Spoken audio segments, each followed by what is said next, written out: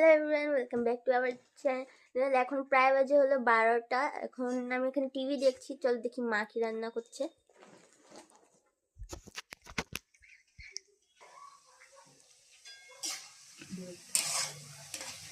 আর কি রান্না করছে? আজকে সানডে স্পেশাল মটন। এই যে এর মধ্যে কি দিয়েছিল? ওদিকে এখানে পেঁয়াজ ভাজলাম, এখানে আলু ভেজে রেখে দিয়েছি, এই যে আলু, ঠিক আছে।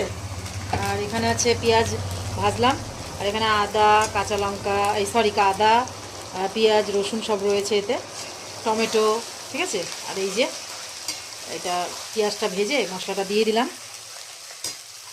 আর আজকে বেশ পাতলা পাতলা ঝোল হবে, বেশ কষা টষা অত খেতে ইচ্ছা করছে না, কারণ পাতলা ঝোল হবে।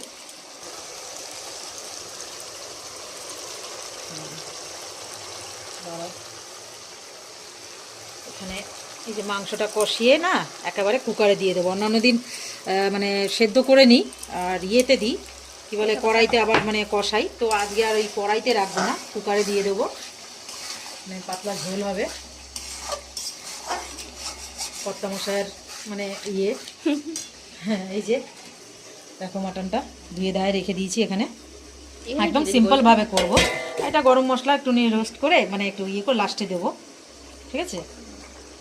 আর আর তেমন কিচ্ছু করব না, কারণ মাটন ফাটন হলে না মানে করলেও কেউ কিচ্ছু খাবেই না, ঠিক আছে।